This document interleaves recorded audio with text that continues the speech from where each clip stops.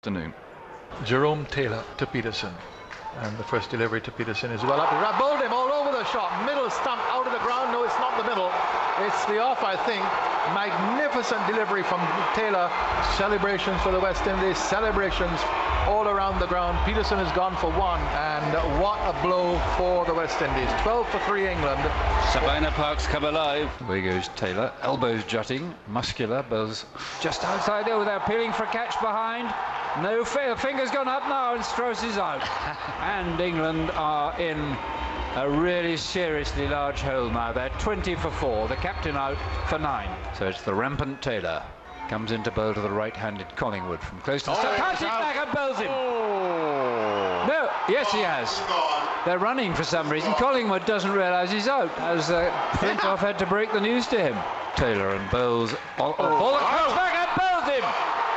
Knocks out his off stump, and Taylor is rampant, and he goes for a little run towards the boundary to the popular side of the ground.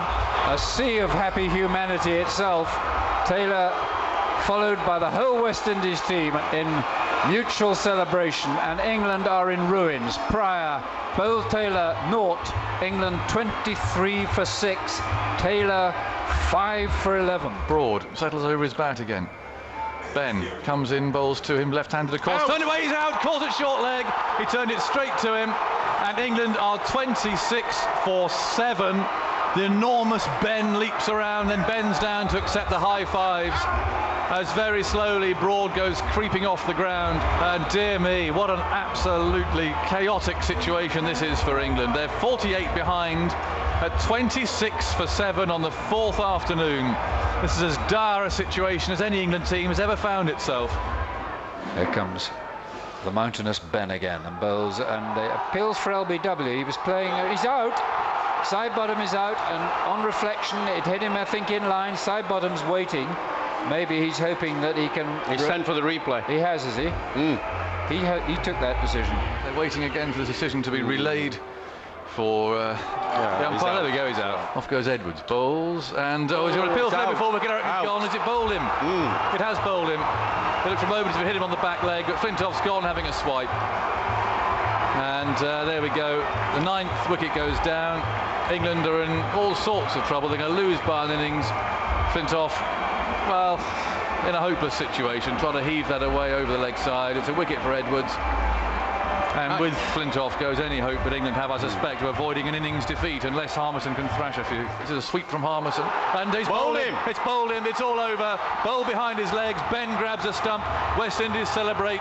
They've pulled off one of the most extraordinary and unexpected victories in Test history. They've bowled England out for 51.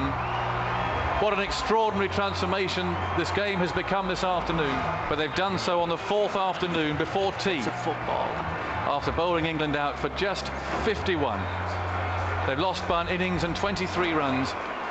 Absolutely extraordinary finish. That's how it happened in 2.5 hours, 33.2 overs, an innings and 23 runs. The sun's still shining here over Sabina Park. The music's still playing. I suspect they'll be partying over there. Chris Gale said he's going to go and have a rum punch with some of his spectators over there, which I don't suppose necessarily surprises anybody particularly. Well, Jeffrey, we've got a minute. Well, get our breath back, I suppose. Well, it was great theatre. I thought Jerome Taylor bowled absolutely superbly. Very quick, very straight. Beautiful off-cutter that deceived Pryor, went through the gate. Just everything about his bowling was excellent. And I thought Ben supported him very well, the young left-arm spinner. But at the same time, it comes back to the old adage. Quick bowlers, fast bowlers win Test matches. If they bowl well, really well, and you've got fast bowlers, you've got the ace up your sleeve. And pressure. England buckles. It's only cricket, but in terms of a cricketer's life, that was what England faced today. When they started that innings, they knew they had to bat throughout today, into tomorrow, sometime into tomorrow, to make this game safe. That's in the back of their minds. They failed to do it. Well, they didn't bat very well first innings. It was only Peterson's excellent innings that held it all together, didn't it? Then Flintoff came in later on and played very, very nicely and sensibly, but there was some pretty poor batting in the first innings. So we shouldn't be surprised that You know, they didn't play very well, and the pressure got to them, and they were blown away by some excellent stuff. Full credit to him. I mean, it is fast bowling, and we have been there, done it, been on the receiving end of it. When the fast bowlers bowl well, it's their day.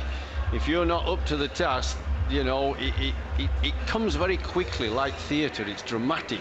One comes in and out, and the crowd gets on top, the fielders are on top, and it happens. And it's like a pack of cards. You go down, and a few hours later you're thinking, what the hell happened?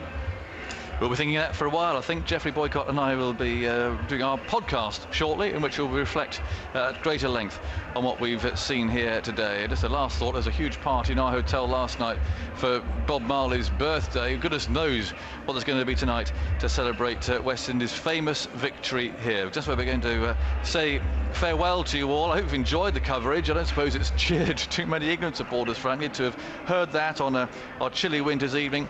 But that is where we are going to say goodbye to you from the Sabina Park. The sun beating down, the West Indians out there still giving press conferences, interviews. Chris Gale there, I can see he's heading off to that mound stand area, the grassy bank, for a rum punch with his friends, and I'm not surprised either. What a victory that was. I must tell you, because there's no cricket tomorrow, you can still have Scotland-Wales in the Six Nations rugby at 14:50. We of course are back on air for the second test match at 1:30 on Friday the 13th. So next Friday, the second test match live from Antigua. Do join us for then. But for now, from a sun-drenched Kingston, although a very disappointed England camp within Sabina Park, we'll wish you goodbye.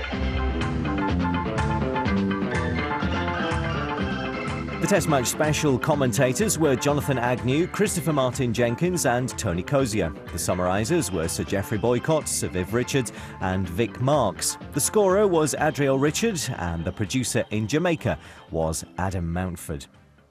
This is